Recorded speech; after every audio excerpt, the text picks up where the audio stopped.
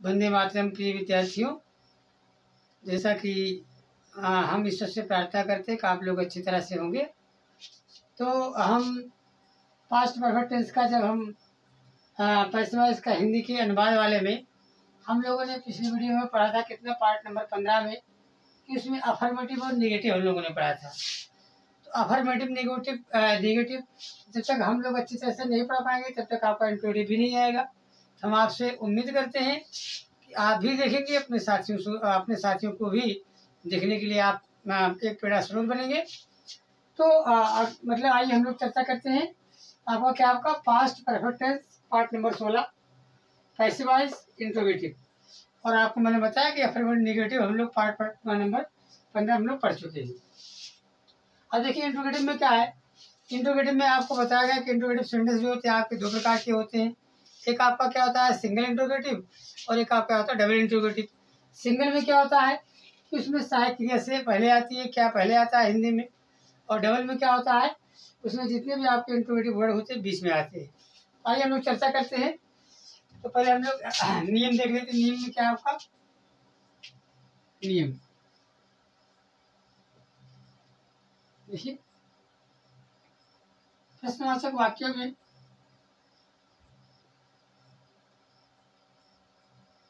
वाक्यों में यदि क्या सबसे पहले आया हो, सबसे पहले का मतलब आप लोग समझ रहे हैं, कहने का मतलब सब्जेक्ट से पूर्व सबसे पहले आया हो, तो ऐसे वाक्यों का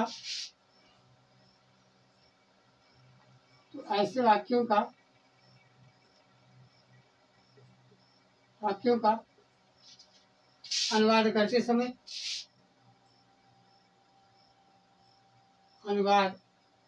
करते समय हेड को कर्ता के पहले, हेड को सब्जेक्ट से पहले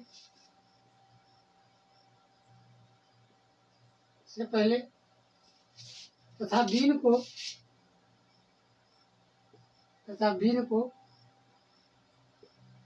कर्ता के बाद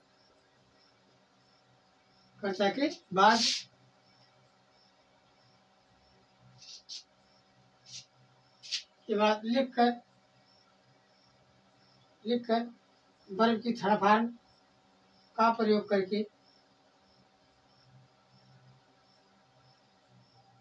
करके अंत में प्रश्नार्थक चिन्ह लगा दिया जाता है।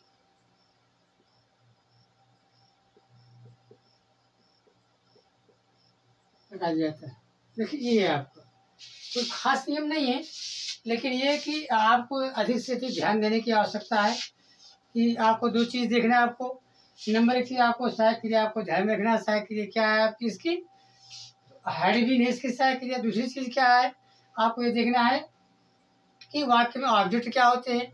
ऑब्जेक्ट हम पता लगा लेते हैं ऑब्जेक्ट से। तो इसी प्रकार हम लोग को क्या करना है कि अगर ये दोनों चीज़ हम पहचान गए तो हम आराम से क्या करते हैं, हम पैसिव वॉइस मतलब क्या करते हैं, पैसिव वॉइस का अनुवाद कर लेते हैं। देखिए इस तरह से देखिए एग्जाम्पल में देखिए, एग्जाम्पल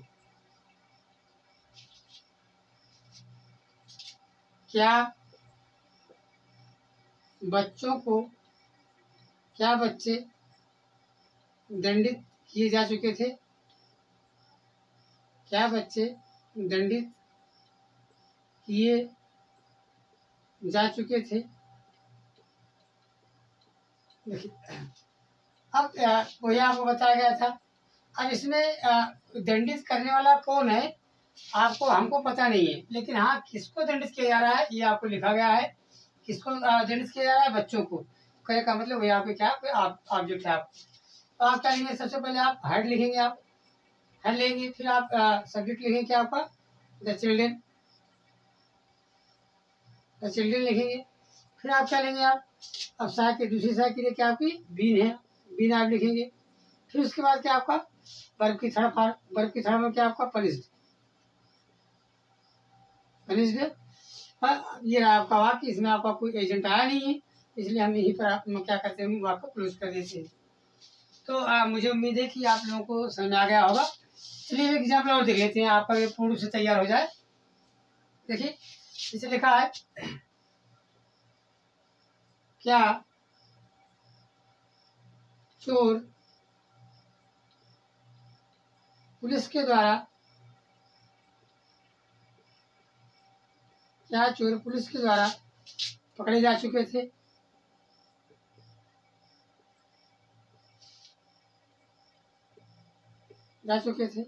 अब देखिए इसमें आपका क्या एजेंट आया है, ध्यान दीजिएगा। और अभी ऊपर वाले वाक्य में आपको क्या था, आपको एजेंट नहीं आया था। तो चलिए हम लोग शुरू करते लिखते हैं इसका अनुवाद। अब आप सबसे पहले आप देखिए, ऐसे वाक्यों में सबसे पहले क्या लेंगे आप? हाँ सवाल बोलिए, आप क्या लेंगे? आप हेड लिखेंगे। बहुत सही, बहुत अच्छा जवाब रहा। फिर उसके बाद क्या लेंगे आप? देखिए इस वाक्य में क्या आपका, अब देखिएगा चोर है कि पुलिस है, वाक्य में दोनों में क्या आपका, तो मतलब क्या आपका सब्जेक्ट क्या बना, आपका चोर बन रहा है। क्या लेंगे आप? The thief. अब देखिए अब आप पता लगाइए कि चोर आपकी एक है कई है। देखिए लिखा पकड़े जा चुके थे, तो कहने का मतलब अगर एक चोर होता तो क्या लेते हम लोग, पकड़ा जा चुका था। लेकिन इसमें कई चोर है, क्या लेंगे? थीफ का वजन क्या होता है? थीफ जो होता है, थीफ जो होता है, हर दी थीफ बीन, बीन क्या लेंगे आप? काट लिखेंगे आप। हाँ चाहे आप कैप्चर्ड भी लिख सकते हैं। हैड दी थीव्स बीन काट बाय द पुलिस,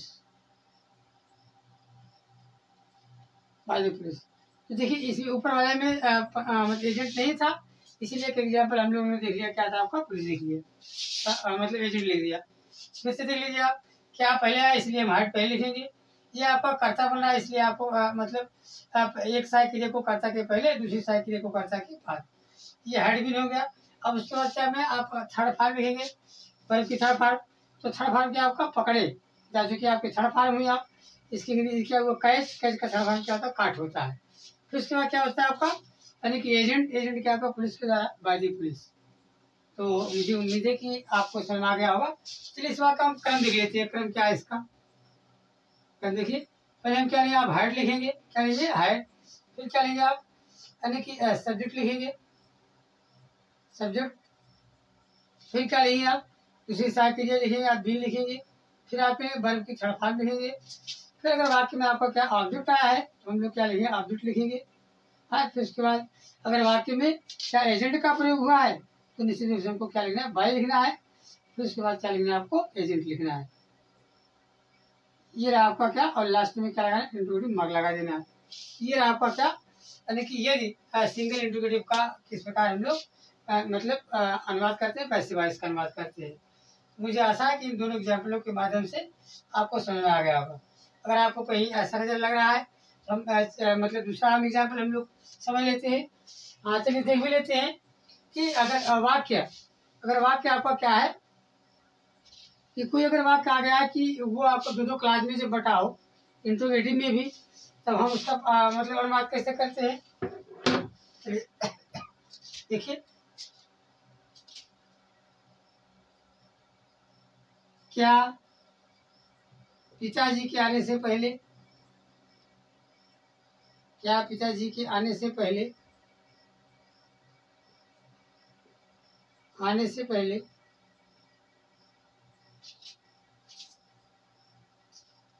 पहले खाना बनाया जा चुका था।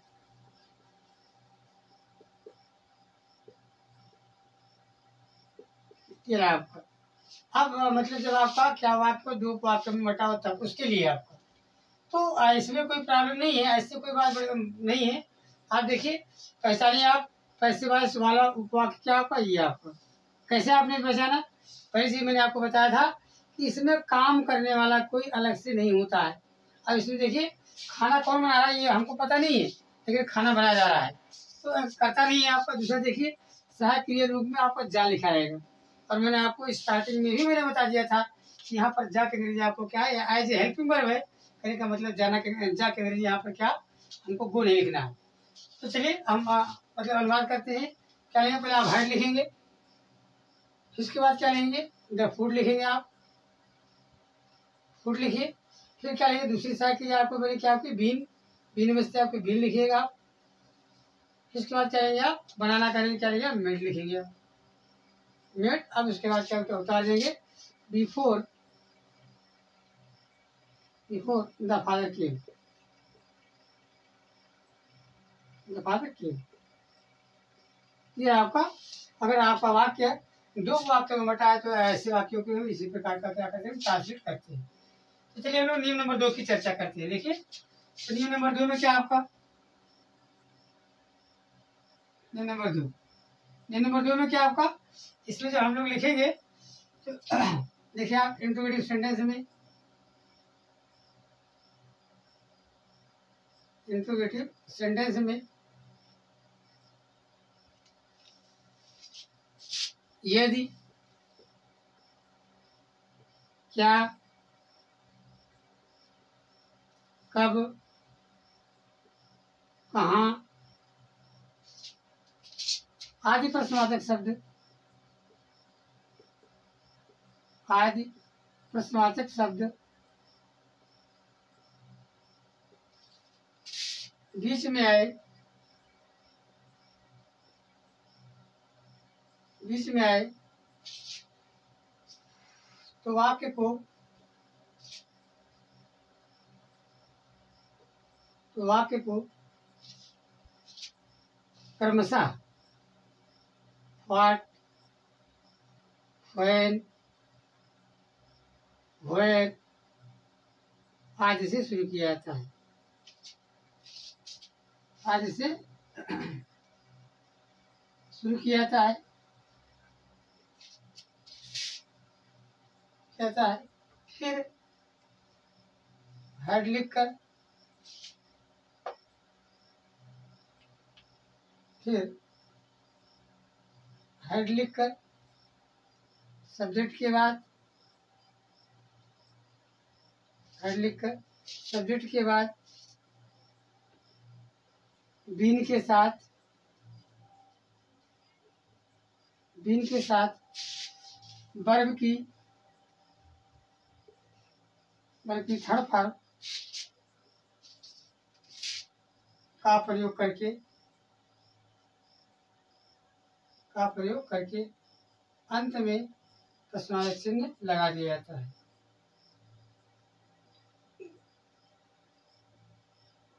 लगा दिया जाता है। तो ये आपका क्या, अरे कि अगर बीच में आता है तब उसके लिए ये आपका मतलब अनुवाद। जैसे देखिए, देखा एग्जाम्पल, देखिए एग्जाम्पल देखा है,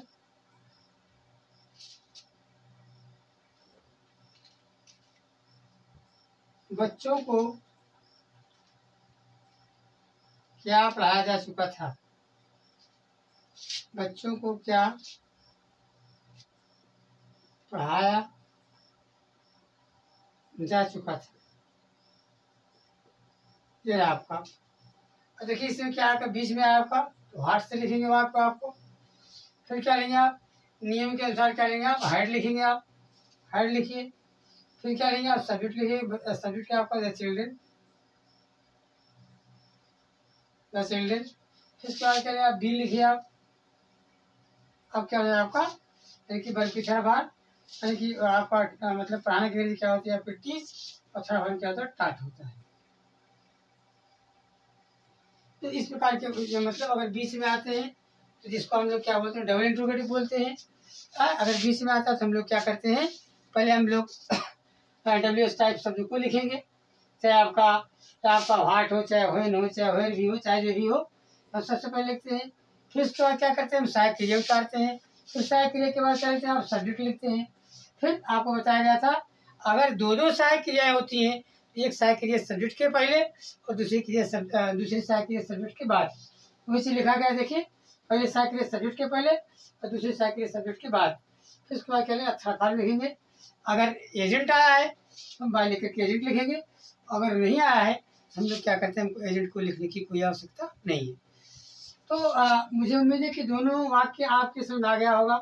अगर आपको कहीं त्रुटि लगती हो, कोई कमी लगती हो, तो आइए हम एक आध एग्जाम्पल के माध्यम से और समझ लें, ताकि आपके दिमाग में उससे पैसे वाइज सेट हो जाए।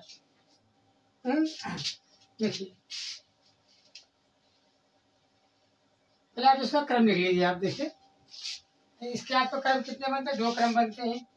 एक आपका क्रम नंबर 1 आपका क्या है, क्रम फर्स्ट क्या बनता है, सबसे पहले हम क्या लेंगे, हेड लिखेंगे। फिर क्या लेंगे आप, सब्जेक्ट लिखेंगे आप। उसके बाद क्या लेंगे, फिर आप बीन लिखेंगे आप। फिर उसके बाद क्या लेंगे आप, वर्ब की थर्ड फॉर्म लिखेंगे।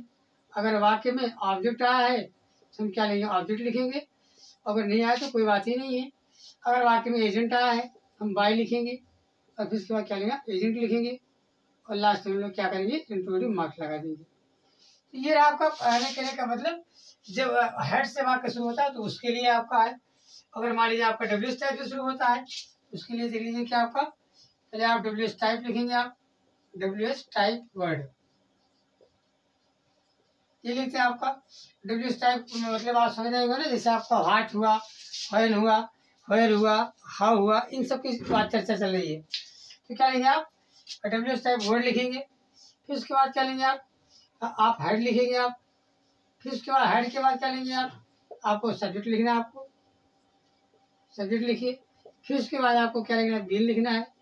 फिर उसके बाद क्या लेंगे आपको वर्ब की थर्ड फॉर्म। अगर आपको वाक्य में ऑब्जेक्ट आया है हम लोग क्या करें, ऑब्जेक्ट लिखेंगे। अगर नहीं आया तो कोई बात नहीं, उसको छोड़ देंगे हम। और अगर वाक्य में आपका क्या आया है, एजेंट आया है, हम बाय का प्रयोग करेंगे। फिर आप क्या लिखेंगे, एजेंट लिखेंगे। और लास्ट में क्या करेंगे, हम इंट्रोडक्टिव मार्क लगा देंगे।